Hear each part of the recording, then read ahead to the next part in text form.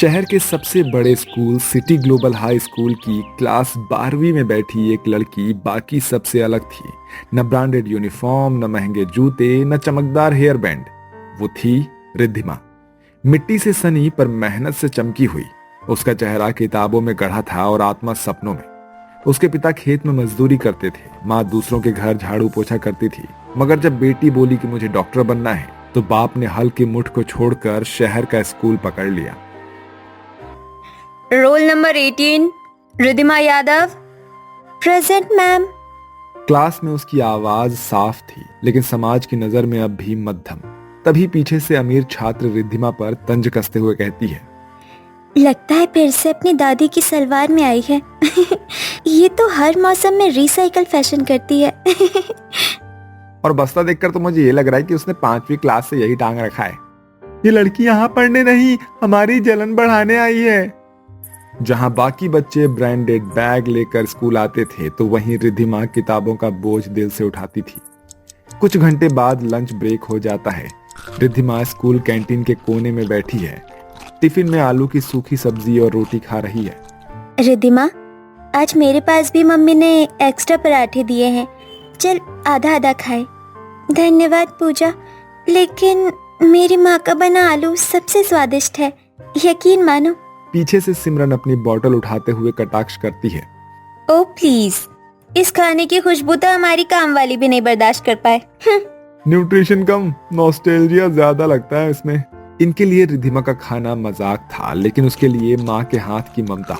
शाम को छुट्टी होने पर रिद्धिमा घर लौट आती है, जो जर्जर हालत में एक कमरे का टूटा फूटा घर था, जहाँ माँ खाना बना रही है और पिता बेटी का सर सहला रहे हैं।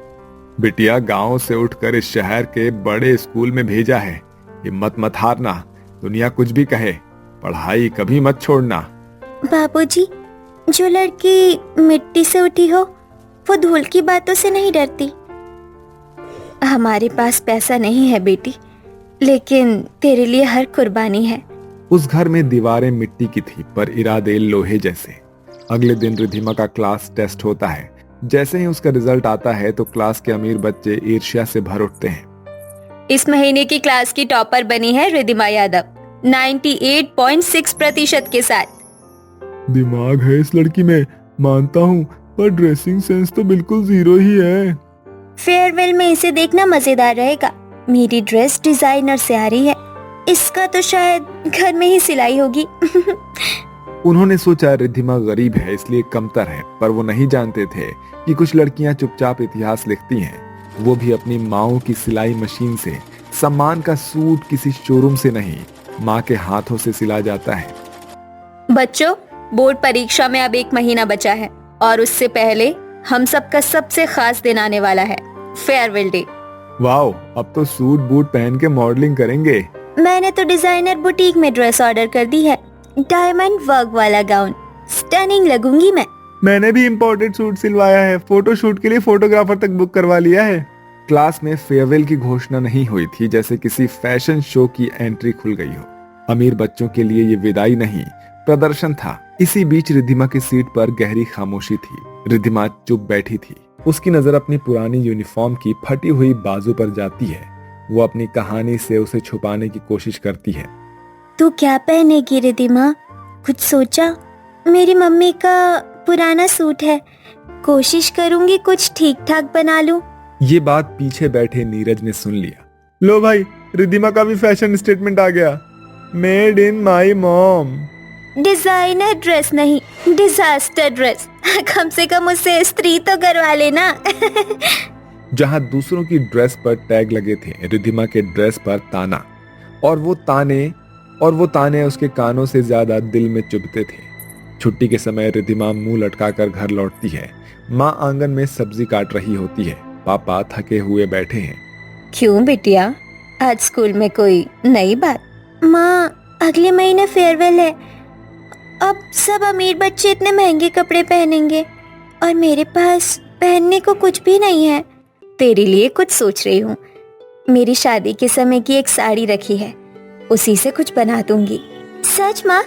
लेकिन वो साड़ी अब मेरी नहीं, तेरे आत्मसम्मान की चोली बनेगी। गरीब माएं ब्रांड नहीं देखती, वो बेटी की आंखों में नमी देखकर कपड़े सिलती हैं। उस वक्त उनका प्यार सबसे बड़ा फैशन डिजाइनर बन जाता है। अगले कुछ दिन से घर में सिलाई का सिलसिला चल पड़ता है। रिद्धिमा पढ़ाई करती है और माँ मशीन चलाती है। पिता चुपचाप बाजार जाकर कुछ फीते और सिंपल कपड़ा ले आते हैं। इतना ही जुटा पाया, देख लो काम आ जाए तो। ये दुनिया का सबसे कीमती कपड़ा है, मेहनत और प्यार से कमाया हुआ। फेयरवेल से एक हफ्ता पहले स्कूल में हलचल मची हुई थी। स्कूल के छात्र छात्राएं फेयरवेल की तैयारी की बातों में लगे थे।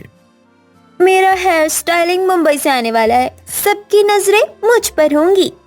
तू बस रिद्धिमा से मुकाबला मत करना, कहीं उसकी सिलाई ड्रेस सबको हरा ना दे। अगर ऐसा हुआ ना तो मैं अपना सूट नाली में फेंक दूंगा। इस तरह उन्हें यकीन था कि अमीरी से इज्जत खरीदी जा सकती है, पर वो नहीं जानते थे कि सच्चे कपड़े दिल से पहने जाते हैं, दुकान से नहीं। जो कपड़े माँ की उंगलियों से सिले जाएं, वो दिल को चीर जाते हैं और जुबान को चुप करा देते हैं। फेयरवेल का दिन था। स्कूल का ऑडिटोरियम झूम रहा था। स्पॉटलाइट्स चमक रही थी, कैमरे क्लिक कर रहे थे और बच्चों की शान शौकत आसमान पर थी। लेकिन एक कोना अब भी बाकी था, एक लड़की के कदमों की आहट बाकी थी। मैं लग रही हूँ ना मिस इंडिया जैसी? तो मिर्ची जैसी लग रही है, बस रिद्धिमा आ जाए, आज तो उसे देखकर हंसी रुकने वाली नहीं है। धूप में एक चमकती हुई रिद्धिमा स्कूल की ओर बढ़ रही थी। पैर में पुरानी चप्पल, पर चाल में आत्मविश्वास। शरीर पर कोई ब्रांड नहीं, पर आंखों में सम्मान की चमक थी। रिद्धिमा स्कूल परिसर में प्रवेश करती है और नीले गुलाबी रंग की सिल्की ड्रेस, सादगी से भरी लेकिन आंखें चकाचौंध कर देने वाली। कंधे पर माँ का सिला हुआ दुपट्टा, आंखों में आत्मविश्वास का श्रृंगार। What? ये ड्रेस किसने बनाई? ये तो मेरी बुटीक वाली से भी सुंदर है। भाई लगता है ये किसी डिजाइनर से नहीं, सीधे दिल से बनी है। मैंने कहा था ना, अगर ये जीत गई तो मैं अपना सूट फेंक दूंगा। लगता है टाइम आ गया। उनके शब्द सूख गए थे क्योंकि रिद्धिमा का आत्मविश्वास उनके तमाम तानों से भारी था। प्रिंसिपल मंच पर आते हैं और माइक संभालते हैं। आज हम एक ऐसी छात्रा को सम्मानित कर रहे हैं जो पढ़ाई में अव्वल, व्यवहार में सौम्य और चरित्र में अनुकरणीय है। Best student of the year, Riddhima Yadav. पूरा हॉल तालियों से गूंज उठता है। स्टाफ और कुछ छात्र भावुक हैं। रिद्धिमा मंच पर जाती है, हाथ में ट्रॉफी लेती है और माइक पर बोलती है, ये ड्रेस मेरी माँ ने सिला है। उनके हाथों की मेहनत, मेरे पापा की चुप कुर्बानी और मेरी किताबों की इज्जत, सब कुछ इस कपड़े में बंधा है। मुझे ब्रांड नहीं चाहिए, मुझे मेरा सपना चाहिए। उस दिन रिद्धिमा ने न सिर्फ ट्रॉफी जीती थी, बल्कि उन सभी दिलों को भी जीत लिया था जो कभी उसकी चप्पल को देखकर हंसा करते थे। नीरज, सिमरन और राहुल रिद्धिमा के पास आते हैं। चेहरों पर शर्म थी। रिद्धिमा, हम सबने जो कहा उसके लिए माफी चाहते हैं। तुमने साबित कर दिया कि असली क्लास ड्रेस से नहीं, सोच से होती है। तुम बहुत सुंदर लग रही हो आज, सच में। तुम्हारी ड्रेस देखकर मेरा डिजाइनर भी जल जाए। अब जब समझ आ ही गया है तो अगली बार किसी को उसके कपड़ों से मत आंकना, क्योंकि दिल का कपड़ा दिखता नहीं लेकिन सब कुछ ढक लेता है। बड़ी गाड़ियां, बड़े नाम, सब कुछ एक तरफ रह गया था, क्योंकि उस दिन सबसे बड़ा था एक गरीब माँ की सिली हुई ड्रेस का आत्मसम्मान। कुछ महीने बाद बोर्ड परीक्षा के परिणाम का दिन आ गया। रिद्धिमा, तुमने स्टेट टॉप किया है, पूरे राज्य में नंबर 1। पूरी क्लास तालियां बजा रही है। कुछ लड़कियां रिद्धिमा को गले लगा रही हैं। अब तो डॉक्टर रिद्धिमा कहेंगे आपको। नहीं, अभी तो बस बेटी हूँ जो अपने माँ बाप के सपने पूरे कर रही है। अक्सर लोग गरीबों का मजाक उड़ाते हैं, लेकिन भूल जाते हैं कि गरीबी शर्म की बात नहीं है। अगर इरादा मजबूत हो तो यही गरीबी सबसे बड़ा सम्मान बन जाती है। कॉन्ग्रेचुलेशन चंचल, तुम्हारी शादी फिक्स हो गई और तुमने मुझे बताया भी नहीं। Thank you so much Chandni. Actually मुझे टाइम ही नहीं मिला। तू जानती तो है ना कि आज मैं पूरे 1 हफ्ते बाद कॉलेज आई हूँ। खैर छोड़ इन बातों को, और सुना, शादी की तैयारी कैसी चल रही है? यार, शादी की तैयारी तो बहुत अच्छे से चल रही है, लेकिन मुझे बहुत टेंशन हो रही है। क्यों, क्या हुआ? यार, तू देख तो रही है कि मैं कितनी दुबली पतली हूँ। मैंने अपना वेट गेन करने के लिए जिम भी ज्वाइन किया, लेकिन इसका भी कोई फायदा नहीं हुआ। मैंने डाइट में भी सुधार किया, लेकिन कोई रिजल्ट नहीं आया। अब तू ही बता कि मैं क्या करूं। ऊपर से मेरे हिप्स तो बिल्कुल भी नहीं है। हाँ यार, मैं भी यही सोच रही हूँ। वैसे रिश्ते वाले जब तुम्हें देखने आए थे तो उन्होंने कुछ नहीं कहा? देख, मैं ये सिर्फ तुझे बता रही हूँ। जब रिश्ते वाले मुझे देखने के लिए आए थे तो मैंने बलून फुलाकर अपने पिछवाड़े में लगा लिए थे, जिससे मेरा फिगर बहुत ही अच्छा दिख रहा था। इसलिए तुरंत ही शादी फिक्स हो गई। लेकिन आगे मैं कैसे मैनेज करूंगी, मुझे अब कुछ समझ में नहीं आ रहा। हाँ यार, ये तो बहुत ही टेंशन वाली बात है। उन्होंने तो तेरे फिगर को भी बहुत ही अच्छे से देखा होगा, और इतनी जल्दी तो जिम से भी कोई फायदा नहीं होने वाला। वही तो चांदनी। डोंट वरी, मेरे पास एक जुगाड़ है। तू नकली बट यूज कर ले। ये तुझे वैसे ही ऑनलाइन आसानी से मिल जाएंगे, और इससे तेरी फिगर भी मेंटेन बनी रहेगी और तेरा बॉडी स्ट्रक्चर भी बिल्कुल कमाल का दिखेगा। अरे वाह यार, तूने तो मेरी प्रॉब्लम चुटकी में सॉल्व कर दी। Thank you thank you thank you so much. बस बस अब जल्दी से शादी कर ले। पता नहीं मेरा नंबर भी अब कब आएगा। आएगी आएगी मेरी जान, तेरा भी नंबर जल्दी ही आएगा। ऐसा कहते हुए दोनों सहेली घर की ओर जाने लगती हैं। ऐसे ही कुछ महीने बीत जाते हैं और चंचल की कॉलेज की पढ़ाई पूरी हो जाती है और वो शादी करके अपने ससुराल चली जाती है। आओ देवरानी जी, तुम्हारा बहुत बहुत स्वागत है। अरे बहू, अब तुम सिर्फ मुंह से ही स्वागत करोगी या फिर बहू की आरती भी उतारोगी? जी जी माँ जी। ऐसा कहकर माया अपनी देवर और देवरानी की आरती करती है। हाँ बहू, हल्के से कलश को नीचे गिराकर घर के अंदर प्रवेश करो। जी माँ जी। ऐसा कहकर चंचल कलश को नीचे गिराती है और आगे चलने लगती है। तभी उसका बैलेंस बिगड़ता है और वो धड़ाम से जमीन पर गिर जाती है। अरे अरे देवरानी जी, आराम से, कहीं आपको चोट तो नहीं आई? खड़ी होकर चंचल कहती है। अरे बिल्कुल भी नहीं दीदी। अरे चंचल, तुम्हें चोट भी नहीं आई और तुम्हारे पिछवाड़े में ये गुलाब के कांटे चुभे हुए हैं। आ, आ, आ, जी जी, दर्द हो रहा है। कुछ तो गड़बड़ है। इतनी जोर की मेरी देवरानी नीचे गिरी, ऊपर से ये कांटा भी गड़ गया और कोई असर भी नहीं हुआ। अरे मेरी देवरानी का पिछवाड़ा है या आयरन मैन की बॉडी? अरे बहू, तू ऐसे पुतले की तरह खड़ी खड़ी क्या सोच रही है? अरे जा और चंचल बहू को उसका कमरा दिखा। जी माँ जी। ऐसा कहकर माया चंचल को उसके कमरे में ले जाती है। तो देवरानी जी, ये देवर जी का कमरा और ये आज से आपका भी हुआ। चलो ठीक है, अब आराम कीजिए, मैं चलती हूँ। जी दीदी। इसके बाद माया वहां से चली जाती है। उसके जाने के बाद चंचल अपने आप से कहती है, अरे आज तो बार बार बच गई। आज तो मेरी जेठानी ने मुझे पकड़ ही लिया था। वो मेरे पिछवाड़े को तो ऐसे घूर रही थी जैसे उन्हें ये पता हो कि मैंने नकली बट लगा रखे हैं। खैर, गृह प्रवेश का रस्म तो पूरा हो ही गया, लेकिन अब मैं इस सुहागरात से कैसे बचूं? मुझे इसका भी कोई ना कोई जुगाड़ तो निकालना ही पड़ेगा। दरअसल चंचल ने अब तक तो नकली बट वाली बात सभी से छुपाए रखी थी, लेकिन अब उसके सामने एक समस्या थी कि वो आज अपने सुहाग रात पर अपने पति आलोक से ये नकली बट वाली बात कैसे छुपाएगी। कुछ देर बाद कमरे में आलोक आ जाता है। चंचल जी, ये रहा आपका गिफ्ट। आज हमारी सुहाग रात है ना? जी। तो फिर आगे का कार्यक्रम शुरू किया जाए। अरे यार, अब क्या करूं? अब आलोक जी से ये बात मैं कैसे छुपाऊं? क्या करूं क्या करूं क्या करूं? हाँ, ये ठीक रहेगा। आलोक जी, आगे बढ़ने से पहले कम से कम बत्ती तो बुझा दीजिए। मुझे उजाले में शर्म आएगी। जी जी, क्यों नहीं। ऐसा कहकर आलोक रूम की लाइट ऑफ कर देता है और उसके बाद दोनों अपने सुहाग रात को एंजॉय करते हैं। ऐसे ही अगली सुबह हो जाती है, जहां चंचल नहा धोकर अपनी नकली बट को देखकर कहती है, आई लव यू मेरी नकली बट। अगर आज तू ना होता तो पता नहीं मेरा क्या होता। ऐसा कहकर चंचल अपनी नकली बट को लगा लेती है और रसोई में जाकर अपनी पहली रसोई का खाना बनाने लगती है। कुछ ही देर में चंचल खाना बनाकर डाइनिंग टेबल पर सजा देती है। वाह, क्या बात है, आज तो मेरे मन पसंद की अधिकतर चीजें बनी हैं। जी। बहू, तुम भी हमारे साथ बैठकर नाश्ता कर लो ना। अरे नहीं नहीं पापा जी, मैं बाद में कर लूंगी। अरे चंचल बहू, ये कोई पराया नहीं बल्कि तुम्हारा अपना कमरा है। चलो बैठ जाओ हमारे साथ और तुम भी नाश्ता कर लो। जी माँ जी। अब जैसे ही चंचल कुर्सी पर बैठने वाली होती है तभी माया उसकी कुर्सी को पीछे खींच देती है। तभी चंचल धड़ाम से नीचे गिर जाती है। अरे चंचल, तुम्हें लगी तो नहीं? हाँ बहू, बहुत जोर की गिरी हो। नहीं नहीं माँ जी, मुझे कुछ नहीं हुआ, मैं ठीक हूँ। पता नहीं कुर्सी अपने आप कैसे पीछे हो गई। छोड़िए इन बातों को, चलिए नाश्ता करते हैं।